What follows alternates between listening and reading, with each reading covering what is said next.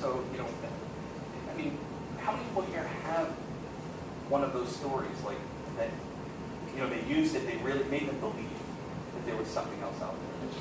Or no, that's good, don't feel bad. I think it's fascinating. That's what we're here for. So. What scared me is I watched this thing at a flea sale, and I was sick one time, and I didn't have anything to do, so I thought, I'll get this board out. Well, first I started asking what my license was, you know, number was, and all these things. And then I started asking some creepy questions, and I said, why are you telling me this? And it goes, I like you. And it scared me. I went and looked for my Bible and slept.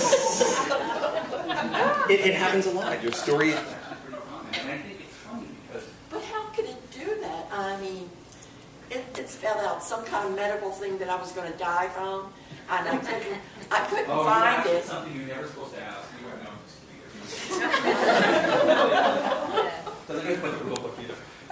One of the Ouija-stitions is never use the Ouija board alone. That you should never burn it, because if you burn it, you'll feel like you're burning. You burned it. Yes.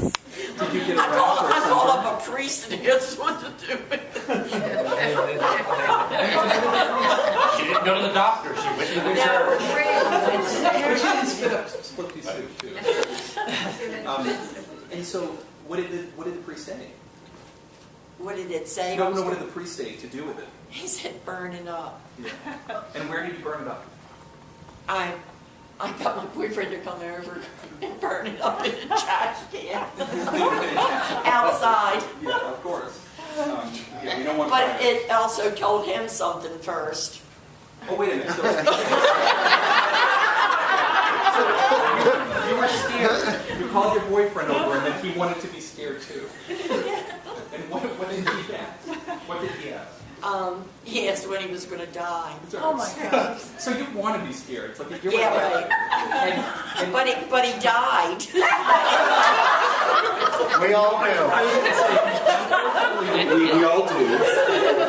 But did he die? Did it tell him how he was going to die? No, it told him when he was going to die. And did that come true? Yes. Did it? Did you have something to do with that? I burned him up in a trash can. Now, that's a joke. There's a reporter here. We're so going to read about this tomorrow. Oh my gosh. Does anyone else have a story that they want to share? Alright, I used the Ouija board at the Lizzie Borden Bed and Breakfast. Fall River, Massachusetts. This is a long story. I'm going to shorten it really short because I don't want to be all night. Tell the story. So anyway, so they had this old, William Fold Ouija board, and the lady that was the caretaker there said we could use it, no problem.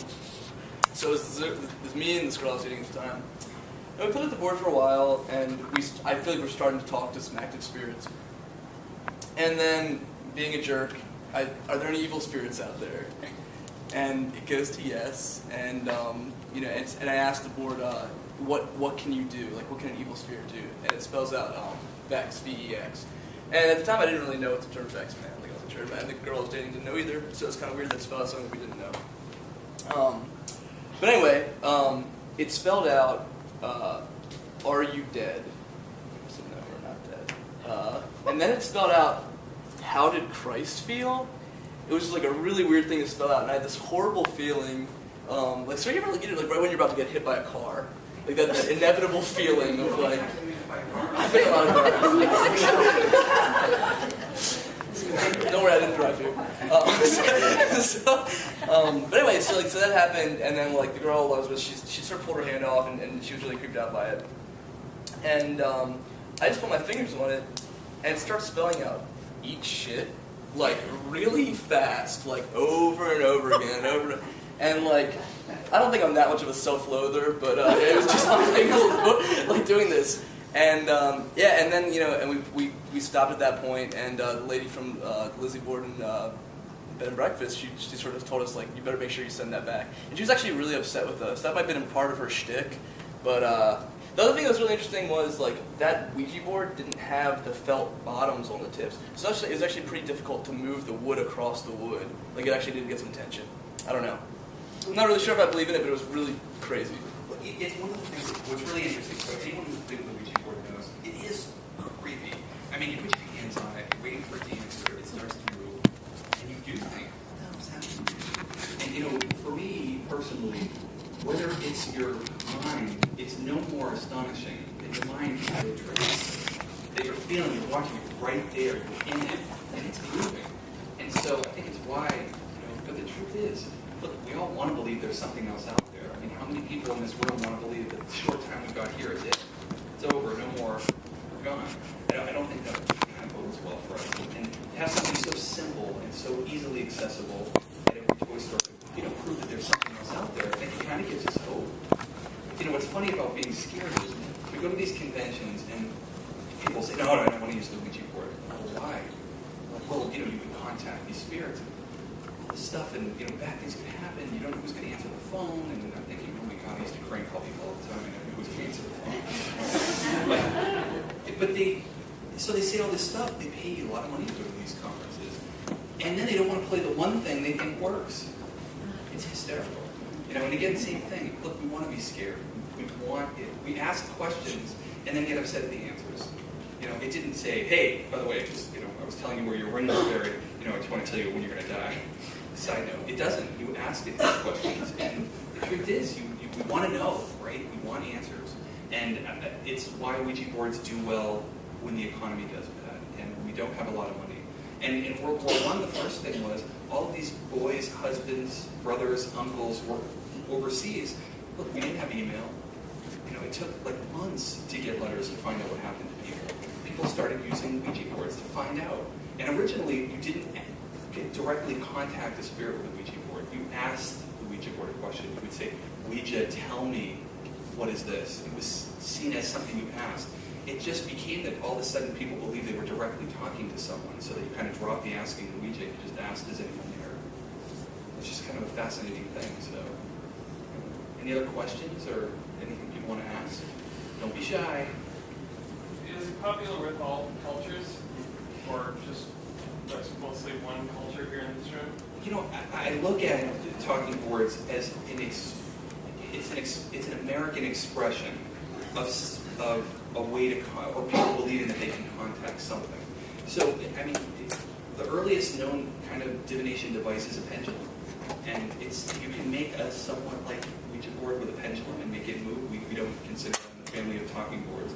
But as far as we know, the way this works and the way this looks, it's an American invention. It got very popular. Elijah Vaughn actually, 1892, went to London to open up the Ouija Novelty Company over there. Disaster. Didn't work. Well, why? Because the spiritualist movement probably had already passed in London. They'd already seen this type of stuff. And so they'd come up with these alphabet boards and were using planchettes. So they didn't need to buy a Ouija board. They just kind of were already off on their own doing their own thing. So, Ouija boards, we've seen them in Mexico, so there's Spanish Ouija boards, Australia, France. I think they're everywhere, but no place have they been as popular. However, I will say, Asian horror movies, big time Ouija boards. They use kind of a different device that they use where they put their fingers on a coin and basically have their letters and symbols all around it and use it to point. But again, it's to kind of get away, and it can make the Ouija board their own thing. So it's a reflection of their own culture. But again, most people believe that the Ouija board is ancient and old. Doesn't mean it isn't. We just don't have any proof that it is. It's just, again, we want it to be. It's part of the story and the lore. Any other questions? I actually was at a rummage sale once, and actually found something that it wasn't exactly a Ouija board, but it said Ouija on it. It was actually called the Ouija Queen. She's up here. Yeah, it says like She's up here. It actually says like or on the bottom and everything like that.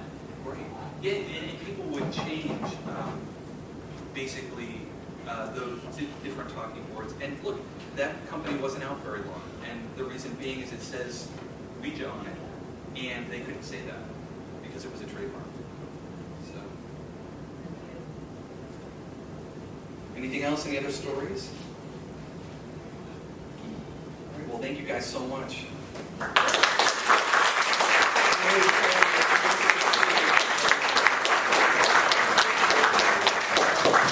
Get my shirt. eBay. Fantastic. But I'll get you one.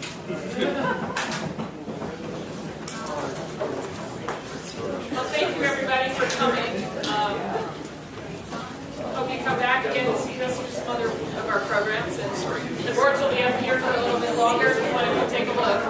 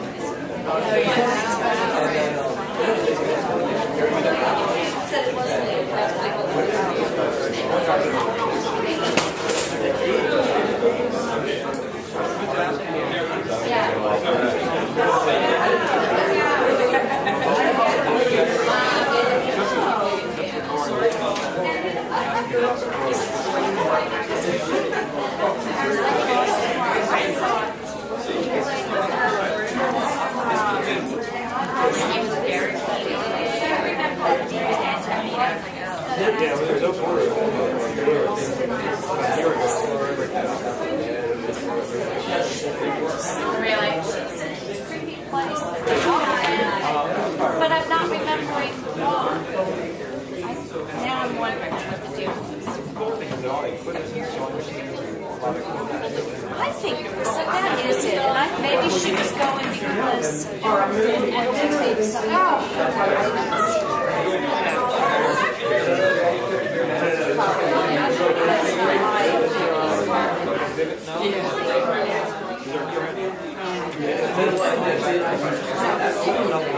yeah, we have the projector has a lot of industry. Oh, okay.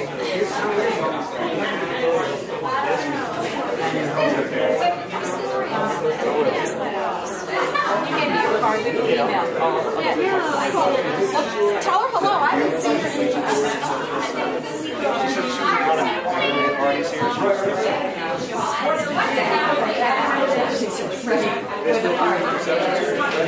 Oh, yeah.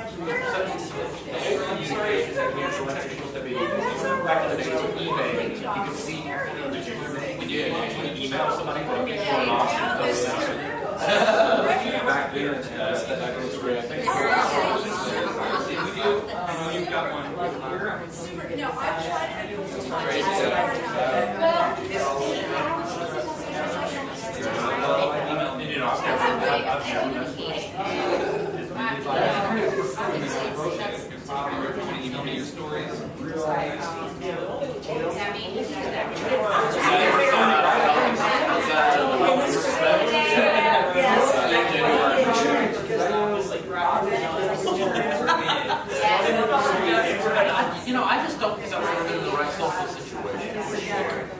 There's been a few times where there have been parties in my house where, you know, everyone's like, oh, let's do it, let's do it. It's just never quite but, you know, I was not breaking the juice. Just need to do it. What am I going to do?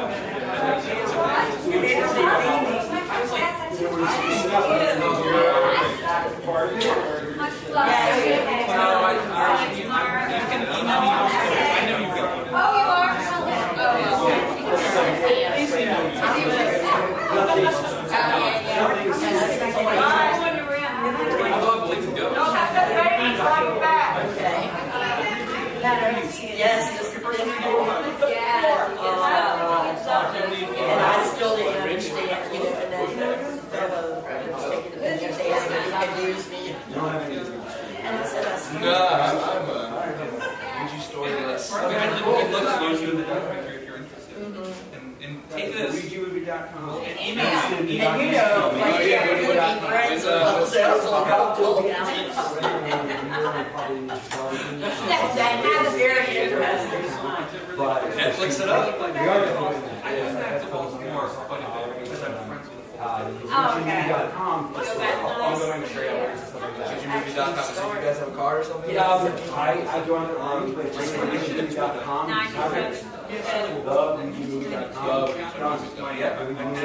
Three roommates I had the All right, thanks. squad, and they decided, my three roommates, they wanted to rush for fraternity, and I knew that if I rushed for fraternity, I wouldn't graduate without a disappoint. So I said, you go, and then I can go to parties, but I can also graduate. So it was like a nice thing. So, but in their rushing was treasure hunt, and an old Ouija board was on my treasure hunt. So I used to go antiquing with my dad at flea markets. So I went home on the weekends, picked up a bunch, and then it was like I left UNH. I had 10 years. Yeah. How could they be different? And that's what set me into this kind of rewriting. Because the history just had been very lost. And Yeah, the Ouija board said I was going to eat you. No, I'm just joking.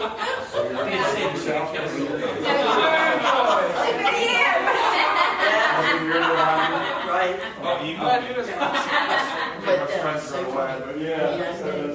The boyfriend for 30 years, and this was like 25 years ago, and he just died in October, and he goes. We're still in October for Christmas. I mean, he died in October 14th. And, or you don't sing that sorry. She doesn't sing that sorry. you know, we were joking about it first. I mean, he had stage 4 cancer. And after a while, he's kind of like, oh, you told me that it's hard to kill a Pollock. So he had to. And then go quietly. But one time, you know, before he died, because I got goddamn Ouija board. That's what he told me. Help it kill it. Yeah. All right. Thank you very much. Thank you so much for coming. There's a Ouija version. This came in every Happy Meal in 1942. You know what? This is my all bullshit. All right. Yeah, oh, come on. Just so I can get a picture of you with your favorite board. Oh, I don't have a favorite board. They're like children. Okay. So this is the newest one. We love them all differently, but this is the newest one I got, and potentially one of the most. I've already posed with that one. I think you do. What's the most expensive one? The most expensive one. This might have been. I was kidding you. This might have been it. Yeah, this board was actually from. I guess I'll stop talking about it. This board was from London, and it was the only board we've ever found in London. And it was the earliest date we have is 1901, but it doesn't say Ouija on it, and it doesn't say yes or no. Okay. And we think because of the plain check here, we'll put this one a picture too, I guess. Oh wait. We think it might have been a prototype. So what would the value be appraised, you think? He stole it. If he listened, maybe we find out what it was. Yeah, exactly. So, yeah, they're fascinating. They're all right now. The prices are going. They're outrageous. Yeah, they're outrageous. It's not just what we're like. Oh my goodness. We're some of the known guys, and we're like, oh. I'm not touching that. We don't even know who these people are that are paying. That's crazy. Yeah, and we try to track it. Like, so we meet like a Ouija collectors Facebook group to kind of get the big collectors. And I was actually, a lot of this story is that, I should have said that too, is told because they talk to each other. And, you know, they show each other what they have. And you say, Well, obviously, Do you know the address of the factory? I know the